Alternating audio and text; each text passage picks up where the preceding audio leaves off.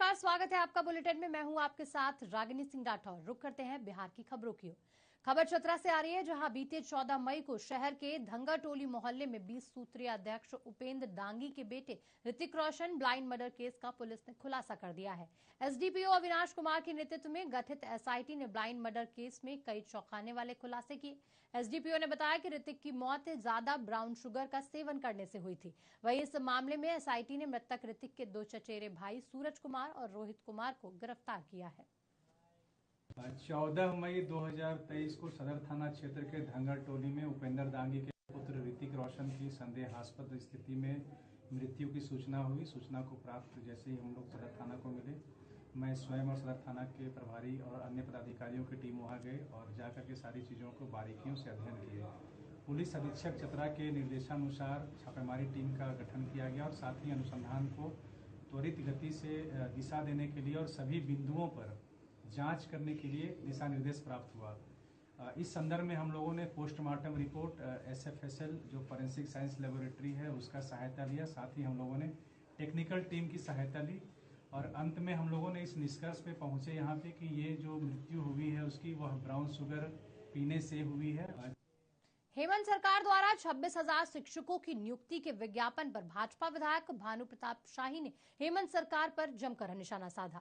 प्रदेश कार्यालय में आयोजित प्रेस कॉन्फ्रेंस में शाही ने कहा कि मुख्यमंत्री हिम्मत है तो जनता के सामने आए और अपनी सरकार के स्थानीय और नियोजन नीति को स्पष्ट करें। वहीं हेमंत सरकार जब तक स्थानीय और नियोजन नीति स्पष्ट नहीं करेगी तब तक भाजपा इस ठग बंधन की कथनी और करनी के अंतर को लोकतांत्रिक तरीके से सभी प्लेटफॉर्म पर जोरदार तरीके से उजागर करेगी।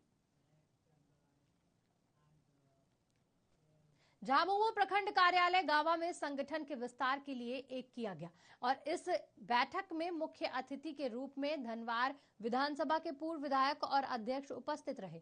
वहीं निजामुद्दीन अंसारी ने बताया कि सरकार के द्वारा चलाई जा रही जन कल्याणकारी योजनाओं को घर घर तक पहुंचाना है। प्रखंड झारखंड मुक्ति मोर्चा का जो मीटिंग कर रहे हैं, इसका मुख्य उद्देश्य है पार्टी के संगठन को मजबूत करना। यहाँ फिलहाल संगठन बहुत मजबूत हमें नहीं नज़र आता है। इसके लिए हम लोग कोशिश कर रहे हैं कि संगठन को कैसे मजबूत करें और सरकार की जो उपलब्धियाँ रही हैं उसको जन जन तक हमारे लोग नहीं पहुँचा पा रहे हैं, क्योंकि संगठन ही मजबूत नहीं है तो कौन लोग पहुँचाएंगे। पार्टी कार्यालय में संगठन विस्तार हेतु एक बैठक का आयोजन किया गया है।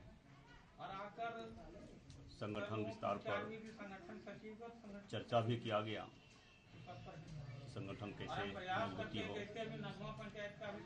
सभी कार्यकर्ता का जो जोश खरोश देखा गया, इससे स्पष्ट साबित होता है कि गांव प्रखंड में आने वाला दिन में जेएमएम का संगठन एक नंबर पर रहेगा और सरकार का जन कल्याणकारी योजनाएं।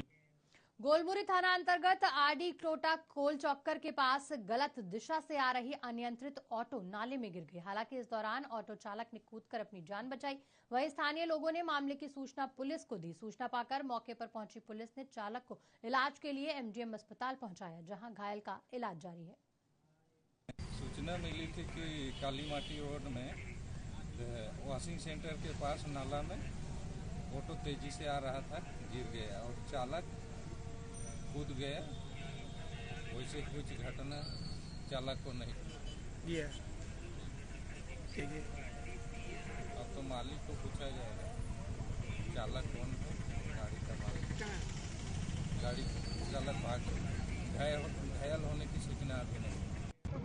झारखंड प्रदेश कांग्रेस कमेटी के अध्यक्ष राजेश ठाकुर के निर्देश अनुसार मणिपुर में आदिवासी महिलाओं के साथ शर्मनाक घटना के खिलाफ प्रधानमंत्री नरेंद्र मोदी और गृह मंत्री अमित शाह का पुतला दहन किया गया। वहीं इस पुतला दहन कार्यक्रम की अध्यक्षता मनोज नारायण भगत ने की। बता दें, आदिवासी महिलाओं के साथ हुई इस घटना से पूरा देश शर्मसार है। जो घटना महिलाओं के साथ जो अत्याचार हुआ और जो जातीय हिंसा में मणिपुर पिछले 70 दिन से झोंक दिया गया, जो हमारे राजा हैं, हमारे प्रधानमंत्री प्रधान सेवक हैं, उनको थोड़ा सा भी समय नहीं है कि मणिपुर में जाके देखे और जिस तरह अत्याचार महिलाओं के साथ हो रहा है उसके बारे में सोचे। गृह मंत्रालय क्या कर रही है? ये पूरी तरह से फेल है, इस सरकार पूरी तरह से फेल है। इस सरकार का एक ही काम है, विपक्षियों को परेशान करना, जनता के जो आम जनता के मुद्दे हैं उनसे ध्यान भटकाना। कांग्रेस का क्या स्टेप है? कांग्रेस इस चीज को सड़क पर उतर गई लेके, मणिपुर की घटना को लेके जिस तरह महिलाओं के साथ अत्याचार किया गया, कांग्रेस इसको पूरी तरह से इसका भर्त्सना कर रही है। और हमारे गृह मंत्री और मोदी जी का भी यहाँ पुतला का कार्यक्रम किया। हजारीबाग के बड़ा बाजार थाना क्षेत्र में गुरुवार की रात मिशन रोड पर भयानक सड़क हादसा हुआ। बताया जा रहा है कि तेज रफ्तार से आ रही कार पोल से टकरा गई, जिसके बाद कार की धज्जियां उड़ गई और कार में बैठे युवक की मौत हो गई। वहीं हादसे की सूचना पाकर मौके पर पहुंची पुलिस ने शव को कब्जे में लेकर पोस्टमार्टम कराया और शव को परिजनों को सौंप दिया। कार दुर्घटना में एक आदित्य शंकर नाम का लड़का है, उनका मृत्यु हो गया है। बलका गांव में IDBI शायद बैंक में थे। अब तो वो किसी को पता बैंक जा रहे थे, लगता है जैसा कि रास्ता बता रहा है कि बड़का गांव जा रहे हैं, उसी में कार दुर्घटना हो गई। कहाँ टक्कर हुआ है? पोल में। जमशेदपुर में शहर के कई चौक चौराहों में वाहन चेकिंग अभियान चलाया गया। दरअसल सुबह के वक्त नौकरी पेशे वाले लोग, बच्चों को स्कूल छोड़ने वाले लोगों को इस वाहन जांच से काफी परेशानियों का सामना करना पड़ा। साथ ही दोपहर के वक्त जब बच्चों के स्कूल की छुट्टी के समय भी अभिभावकों को काफी परेशानी हुई। वहीं इन समस्याओं को देखते हुए प्रतिनिधिमंडल का नेतृत्व कर रहे जिला अध्यक्ष धर्मेंद्र प्रसाद ने कहा कि यातायात DSP को तत्काल इस पर संज्ञान लेने की जरूरत है, नहीं तो इस मामले की सिटी SP से शिकायत की जाएगी। यातायात DSP साहब से मिलने आए थे, क्योंकि आए दिन हम लोग कई दिनों से देख रहे हैं कि पुलिस के यातायात चेकिंग के नाम पर पब्लिक में एक भयादोहन का काम हो रहा है। पब्लिक अपने बच्चों को लेकर स्कूल जाती है सुबह 6 बजे, या लोग मॉर्निंग वॉक पे निकलते हैं 6 बजे। ट्रैफिक चेकिंग के नाम पे जो लोगों से कलेक्शन का काम किया जा रहा है, या आए दिन उसके वजह से भाग दौड़ की वजह से एक्सीडेंट हुआ, जिसमें जुगसलाई के कुछ निवासी डेथ भी किए थे, बच्चे भी डेथ किए थे। ये सब चीज़ है कि एक समय निर्धारित किया जाए और कम से कम स्कूल छुट्टी के समय में ट्रैफिक का ध्यान जाम क्लियर करने पर होना चाहिए, ना कि जमशेदपुर में लगातार आत्महत्याओं की संख्या बढ़ती जा रही है। ऐसा ही मामला सीताराम डेरा थाना क्षेत्र का है, जहां 17 साल की युवती ने फांसी लगाकर आत्महत्या कर ली। बता दें, मृतका की मां को ब्राउन शुगर के खरीद और बिक्री के आरोप में जेल भेजा गया है, जिसके बाद क्षेत्र में रहने वाले उनके परिवार को प्रताड़ित कर रहे थे। इनसे परेशान होकर युवती ने आत्महत्या की घटना को अंजाम दिया। परिजनों ने मांग की जो भी दोषी है उस पर कड़ी से कड़ी कार्रवाई हो और प्रताड़ित करने वाले लोगों को सजा मिले। फिलहाल पुलिस ने शव को कब्जे में लेकर पोस्टमार्टम करवा दिया है और आगे की कार्रवाई में जुटी हुई है। झारखंड प्रदेश कांग्रेस कमेटी के अध्यक्ष के निर्देश अनुसार प्रदेश के सभी जिलों में जिला कांग्रेस कमेटी ने मणिपुर में महिलाओं के साथ हुई अमानवीय और शर्मनाक घटना के खिलाफ प्रधानमंत्री नरेंद्र मोदी और गृह मंत्री अमित शाह का पुतला दहन किया। वहीं इस दौरान प्रदेश कांग्रेस कमेटी के अध्यक्ष ने कहा कि ये बेहद शर्मनाक और निंदनीय है कि 21वीं सदी में भी एक महिला के साथ इस तरह की बर्बरता की जा रही है। कल की जो मणिपुर के का वीडियो वायरल हुआ है, जिस तरह की तस्वीरें सामने आई हैं, उससे सिर्फ आदिवासी समुदाय ही नहीं, पूरा देश आहत है। इस तरह की घटना मैं समझता हूं कि आजादी के बाद हिंदुस्तान में पहली घटना है और प्रधानमंत्री चुपचाप बैठे रहे, तमाशा देखते रहे। जब मणिपुर जल रहा था तो फ्रांस की यात्रा कर रहे थे, विदेश की यात्रा कर रहे थे। अगर उस समय सही समय पे सही निर्णय लिया होता, सही कार्रवाई की होती, तो आज इस तरह के दृश्य देखने को नहीं मिलते। कल महिलाओं के साथ जो अत्याचार हुआ और जो जातीय हिंसा में मणिपुर पिछले 70 दिन से झोंक दिया गया, जो हमारे राजा हैं, हमारे प्रधानमंत्री प्रधान सेवक हैं, उनको थोड़ा सा भी समय नहीं है कि मणिपुर में जाके देखे और जिस तरह अत्याचार महिलाओं के साथ हो रहा है उसके बारे में सोचे। गृह मंत्रालय क्या कर रही है? ये पूरी तरह से फेल है, इस सरकार पूरी तरह से फेल है। इस सरकार का एक ही काम है, विपक्षियों को परेशान करना, जनता के जो आम जनता के मुद्दे हैं उनसे ध्यान भटकाना। कांग्रेस का क्या स्टेप है? कांग्रेस इस चीज को सड़क पर उतर गई लेके, मणिपुर की घटना को लेकर जिस तरह महिलाओं के साथ अत्याचार किया गया है, कांग्रेस इसको पूरी तरह से इसका भर्त्सना कर रही है। और हमारे गृह मंत्री और झारखंड राज्य हिंदू धार्मिक न्याय बोर्ड ने मंदिर परिसर के अंदर अतिक्रमित जमीन को मुक्त कराने का निर्णय लिया। वहीं इस बैठक के बाद अध्यक्ष जयशंकर पाठक ने बताया कि राज्य भर के मंदिर परिसर में अतिक्रमण के खिलाफ कार्रवाई करने का निर्णय लिया गया है। वहीं बोर्ड की बैठक में ये बात सामने आई कि बिहार के जमाने में निबंधित मंदिरों का निबंधन झारखंड गठन के बाद नहीं हो पाया। उन सभी धर्मशाला को ऐसा विकसित किया जाए ताकि गरीब लोग जो वहाँ पे जाएं तो 100-200 रुपया 50 रुपये में वहाँ पे रात गुजार सकें, ऐसा वहाँ पे व्यवस्था हम लोग करें। ये माँ छिन्नमस्तिका का मंदिर है या बाकी जगह का मंदिर है, सभी जगह का पूरा वहाँ पे ग्रोथ हो। और उतना ही नहीं, पूरे देश के जो हमारा ये वो एक पर्यटन का जो केंद्र होता है, जो धार्मिक पर्यटन का होता है, उसका समुचित विकास हो। उसके लिए हम लोग कैसे सोशल मीडिया पे और बाकी इसको जागरूकता और बाकी इंफॉर्मेशन हम लोग दे सकते हैं, उसके बारे में हम लोग कैसे कदम बढ़ा सकते हैं। आज तक हमारा न्यास बोर्ड के पास वेबसाइट नहीं है, यहाँ पे ऑनलाइन रजिस्ट्रेशन का। नालंदा जिले में शराब माफियाओं के हौसले बुलंद होते नजर आ रहे हैं। शराब माफिया तरफ तस्करी करने के लिए अलग अलग तरीके अपना रहे हैं। वहीं पुलिस भी लगातार आरोपियों की तलाश में जुटी है।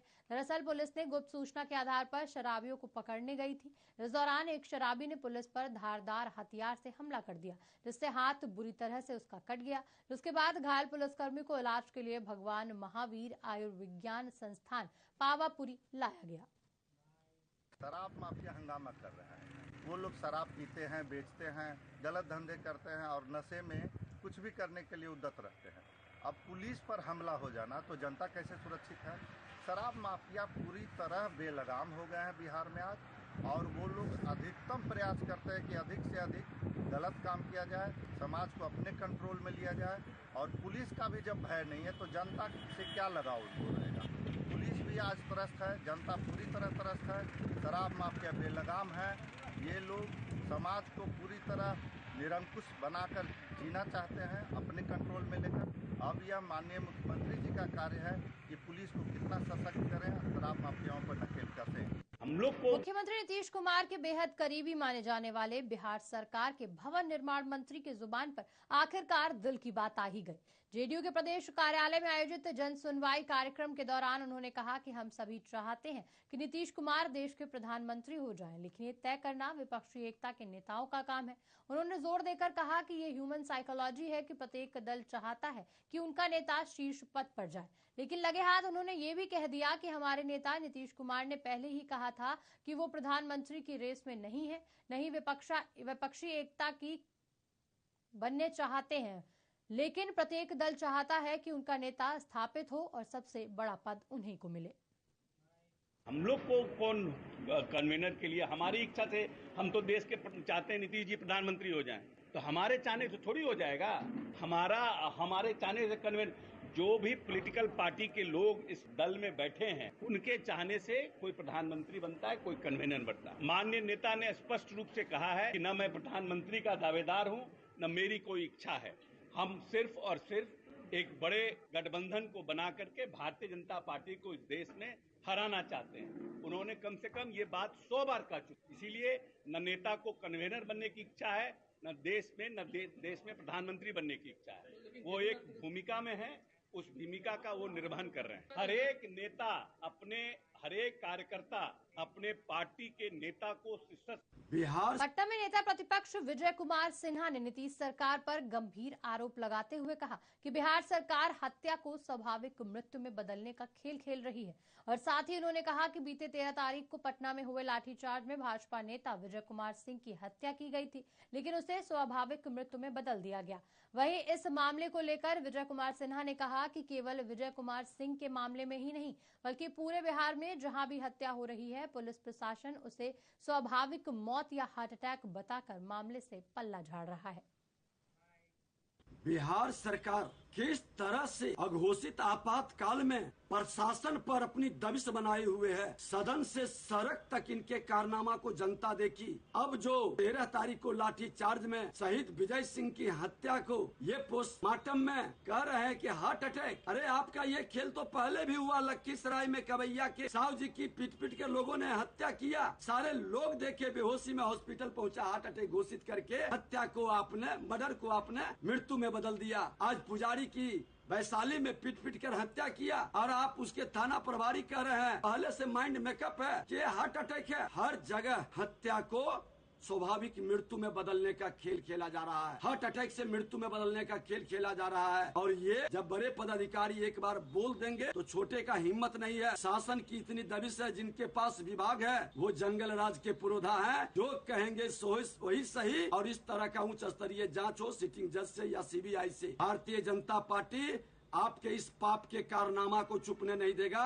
सत्ता में आने पर इसकी जांच कराएगा और जितने भी थाने के अंदर हत्या को हार्ट अटैक में बदल रहा है उन सब की उच्च स्तरीय जांच हो, क्योंकि इस एक साल के अंदर जो खेल हो रहा है वो आपके पोस्टमार्टम रिपोर्ट पर पहले से ही।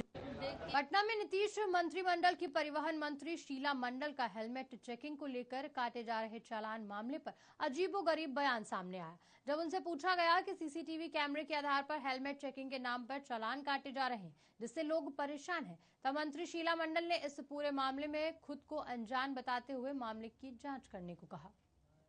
देखिए, ये महिलाओं के बारे में जो आप मणिपुर की बात कर रहे हैं, ये तो शर्मसार वाली घटना है और इसकी जितना भी निंदा किया जाए कम है। और देखिए उन लोगों की बात, जबकि वहाँ पे भाजपा की सरकार है और वो तो बेटी बचाओ और बेटी पढ़ाओ का नारा जरूर देते हैं, लेकिन आप बिल्किस वाला कांड को देख लीजिए, जो उस तरह का कैसा माहौल था, उसको महिमा मंडित करने का काम किया। तो इन लोग की बोलते कुछ है, चरित्र और चित्र में कोई मतलब अलग अलग का बोल रहता है। उन लोग का बोलना, बोलेंगे कुछ, काम करेंगे कुछ। और इस तरह की घटना अगर हो रही है तो वो समझिए कितना निंदनीय बात है। और जब देखिए वही दूसरे स्टेट में होता है तो सब लोग बौखला जाते हैं, लेकिन जब उन्हीं की सरकार वहाँ चल रही तो उसको तो संज्ञान में लेना ही चाहिए कि इस तरह की घटना क्यों हो रही है। कि ये अभी हमको ठीक से इसके बारे में जानकारी नहीं है, लेकिन ऐसे आपको बता दें, देखिए जो एक्सीडेंट दर ज़्यादा हुआ है, आप लोग भी जान रहे हैं इस बात को। तो देखिए ये तो नियंत्रण करने का एक तरीका है, क्या करेगा आप बता दीजिए। हमारे लोग को समझना चाहिए, ट्रैफिक रूल को भी मानना चाहिए। बहुत लोग नहीं समझ पाते, तो कभी कभी आदमी को थोड़ा सख्त होना पड़ता है। इस वजह से भी किया होगा ताकि लोग डरे और हेलमेट लगा के चले। देखिए हेलमेट लगा करके चलते हैं तो आपकी जान की हिफाजत होता है। बीते कुछ दिनों पहले रिम्स के 2 गुटों के छात्रों में आपसी विवाद हो गया था, जिसके बाद रिम्स प्रशासन के अगले आदेश तक के लिए रिम्स हॉस्टल खाली करा दिया गया था और क्लास भी अगले आदेश तक के लिए निलंबित कर दी गई थी। वहीं रिम्स निदेशक ने मामले की पूरी जानकारी देते हुए कहा कि इस घटना के बाद शांति व्यवस्था बने रहने के लिए हॉस्टल खाली कराने का निर्णय लिया था और कुछ दिनों के बाद फिर से उचित निर्णय लेते हुए व्यवस्था करी जाएगी और साथ ही पूरे घटनाक्रम के जांच के बाद जो भी दोषी होगा उस पर कड़ी कार्रवाई होगी। 2 बैच के बच्चे लोग अपना पार्टी बना रहे थे। पार्टी बनाने के बाद से उसी बीच में इन लोगों का बीच में कुछ झड़प हुआ। झड़प होने के बाद से लोग आपस में उलझे, तो जो लोग चिन्हित हो गए उन लोगों के ऊपर कार्रवाई करने का रिम्स प्रशासन ने सोच लिया। तो उसी क्रम में कुछ लोगों का हॉस्टल से 1 हफ्ता के लिए उनको निष्कासित किया गया था और बोला गया कि आप अपने पेरेंट्स के, तो इसीलिए उन लोगों को प्रॉब्लम हो रहा था। और फिर इसी क्रम में उन लोग परसों रात में आपस में काफ़ी उलझ गए। उलझने के बाद से रिम्स निदेशक के आवास में गार्ड को धक्का मुक्की कर करके रिम्स निदेशक के आवास में घुस करके 2 बैच के बच्चे एक मॉब बन गया था और कम से कम 500 बच्चे थे नाइट में अराउंड 3-4 बजे सुबह तक और 2 गुट बन गया था। और उसमें इस पे जांच करना है कि मॉब किसने बुलाया और किसी को मारे। तो गार्जियन भी आए थे कि भाई क्यों ये हुआ, अगर कुछ होता अप्रिय घटना घटती तो फिर हम लोगों पे वो आता। हम लोग एज ए गार्जियन सबको ट्रीट कर रहे हैं। सबको समझा बुझाने के बाद भी लोग मान नहीं रहे हैं, तो अब उनके फादर मदर के साथ आएंगे तो उनको भी समझाएंगे। अब यहाँ पढ़ रहे हैं तो हमारे बच्चे हैं और एज ए गार्जियन हमारा फर्ज बनता है कि उनको। सरायकेला के खरसावा जिले सड़कों की स्थिति काफी जर्जर होती जा रही है, जहां आए दिन स्कूली बच्चों से लेकर आने जाने वाले लोग दुर्घटनाओं का शिकार हो रहे हैं। वहीं कुछ क्षेत्र में महीनों से सड़कों का निर्माण कार्य चल रहा है, लेकिन बरसात का मौसम आते ही स्थिति काफी खराब हो गई है। आने जाने वाले लोगों को काफी कठिनाइयों का सामना करना पड़ रहा है। इस संबंध में चांडिल एसडीओ रणजीत लोहार ने कहा कि बरसात का सीजन खत्म होते ही सड़क निर्माण कार्य को पूरा किया जाएगा। देखिए, जो भी अभी अर्धनिर्मित सड़क है या पुलिया है, अभी बरसात के समय में तत्काल पूरा नहीं किया जा सकता है, इसलिए उसका वैकल्पिक व्यवस्था के रूप में वहाँ पर छाई या डस्ट देके उसको एक तरह से समतल कर दिया जाएगा, ताकि बरसात में लोगों को परेशानी नहीं हो। बरसात खत्म होते ही उस सब काम को नए सिरे से फिर करवाना होगा। उसके लिए हमने प्रेशर बनाया हुआ है, जितने भी कॉन्ट्रैक्टर हैं वो लोग।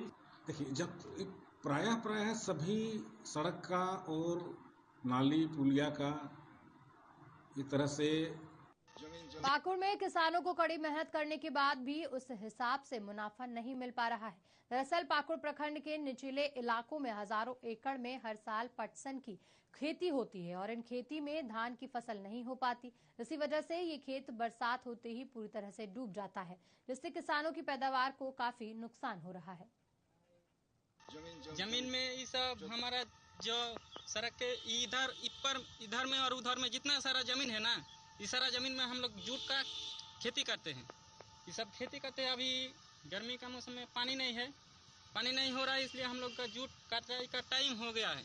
अभी कटाई कर रहे हैं। जो सड़क के किनारे जो नंजली है, इसमें कचरा जम गया। ये कचरा सबको हम साफ सफाई करके थोड़ा करके काट के इसको दिए भिगाने, मतलब पचाने के लिए वो पच जाएगा 15 दिन में। 15 दिन के बाद हम लोग उसको निकाल लेते हैं। छिलकाठों को निकाल के हम धूप में इसको 2 दिन लगता है सुखाने में। जमीन तो है 1400 बीघा। पाट होता है ये सीजन में। पाट होने के बाद तो लहसुन प्याज का चाष करते हैं। अभी जो पाट करते हैं तो सड़ाने के लिए पानी नहीं मिलता है, जगह सा ठीक नहीं है। जगह जो है वो भर देता है कोई। इसी मेरा दिक्कत है। अभी पानी का समस्या है। अभी पानी का समस्या है। हाँ, मैंने आगे से वर्षा नहीं है, बन्या नहीं। तो बिहार सरकार के भवन निर्माण मंत्री अशोक चौधरी ने एनडीए की बैठक को लेकर बड़ा बयान दिया। उन्होंने कहा कि विपक्षी एकता के बैठक से घबराकर भाजपा ने एनडीए की बैठक बुलाई है। साथ ही उन्होंने कहा कि पिछले 9 सालों से केंद्र में एनडीए की सरकार है, लेकिन कभी भी भाजपा ने एनडीए की बैठक नहीं बुलाई। वहीं अशोक चौधरी ने मणिपुर हिंसा को लेकर भी भाजपा पर प्रहार किया। कहा, अभी तक उसकी जांच के लिए भाजपा ने कोई टीम नहीं बनाई, न ही तो पीड़ित इलाके का दौरा किया गया। प्रयास करता है, वो लोग भी प्रयास कर रहे हैं, लेकिन अभी तक तो 9 साल में कभी एनडीए की कोई बैठक हुई नहीं। ये तो जब अटल बिहारी वाजपेयी जी थे तब बैठकें होती थी। अभी तक तो हम लोगों ने नहीं देखा कि कभी एनडीए की बैठक हुई या एनडीए ने बैठक किया है या एनडीए की कोई इस तरह का कोई उन लोगों का दलों का समूह भी है। अब तो ये अपना तैयार होने लगा, लोग जुटने लगे, तब उन लोगों ने एक समूह बनाया है। ऊंचे स्तर का बयान देना उचित नहीं है। पहले समझना चाहिए कि क्यों आए, नहीं आए। न नीतीश जी कन्वीनर बनने के लिए परेशान है, न नीतीश जी प्रधानमंत्री बनने के लिए परेशान है। नीतीश जी सिर्फ भारतीय जनता पार्टी के खिलाफ में एक मोर्चा बनाकर इसको हटाने में, ये तो भारतीय जनता पार्टी के लोगों से पूछना चाहिए कि क्यों नहीं मणिपुर जा रहे हैं। मणिपुर में उनकी सरकार है, न गृह मंत्री जा रहे हैं, न प्रधानमंत्री जा रहे हैं, न उनका कोई रिप्रेजेंटेटिव जा रहा है। यहाँ पर लाठीचार्ज होता है, जांच के लिए कमेटी बना देते हैं और मणिपुर में इतने लोग मर रहे हैं, आज तक कोई एक जांच की कमेटी नहीं बनाई, कोई एक नेता को नहीं बेच रहे हैं। तो उनको उसकी चिंता न करनी चाहिए। अपने समय जब लाठीचार्ज होता है तो कहीं नहीं भेजते हैं। अब मणिपुर में जो हो रहा है उसके लिए नहीं भेजने की जरूरत समझ रहे हैं। जहाँ जांच कमेटी बना देते हैं, जहाँ ये बना देते हैं। पहले उनको तो देखना चाहिए ना। आज तक जेएनयू पर बना कमेटी, आज तक किसानों पर लाठीचार्ज हुआ, बना कमेटी। एनआरसी के ऊपर जो बैठे हुई थी महिलाएं, उन पर लाठीचार्ज बना हुआ तो बना कमेटी। ये तब पॉलिटिक्स कर रहे हैं ना भारतीय जनता। देशों में अगले साल लोकसभा चुनाव होने हैं और विदेश विपक्ष दोनों ही अपनी अपनी रणनीति तैयार करने में जुटा है। खबर बिहार से है, जहां के कैबिनेट मिनिस्टर मदन सहानी ने विपक्षी एकता पर निशाना साधते हुए एनडीए पर हमला किया। मदन सहानी ने कहा कि इंडिया नाम के किसी से पूछ कर रखा जाए। बीजेपी के साथ जो पार्टियां जा रही हैं उनका कोई जनाधार नहीं है। इसका साफ मतलब है बीजेपी को अब एहसास हो गया है कि उसका सफाया होने वाला है।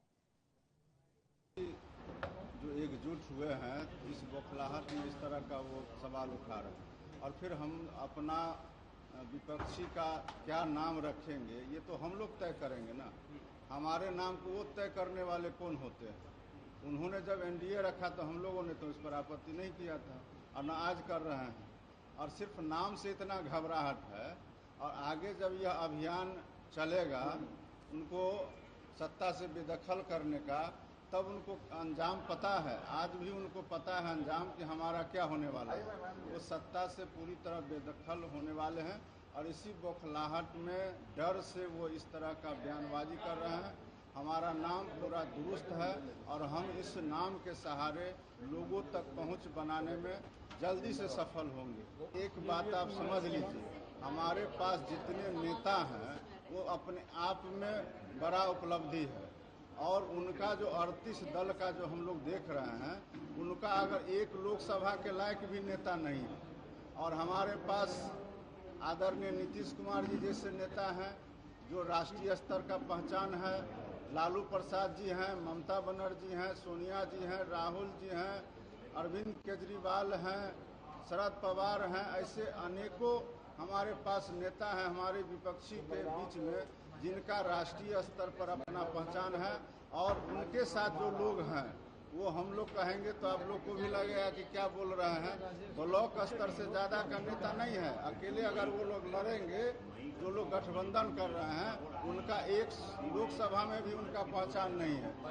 वैसे लोगों को उन्होंने बुला करके संख्या तो बढ़ा दिया, लेकिन उस संख्या में कोई बल नहीं है, कोई मजबूती नहीं है और इसी कारण से तो इतना घबराए हुए हैं। दूसरा कारण कहाँ? बीजेपी के साथ जो पार्टियां जा रही हैं उनका कोई जनाधार नहीं है। इसका साफ मतलब है कि बीजेपी को एहसास हो गया है कि वो सत्ता से बेदखल होने वाली है।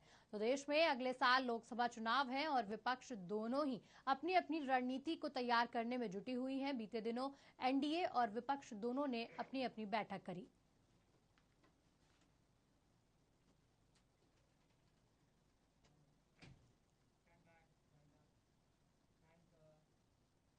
फिलहाल बुलेटिन में इतना ही। मुझे दीजिए इजाजत। आप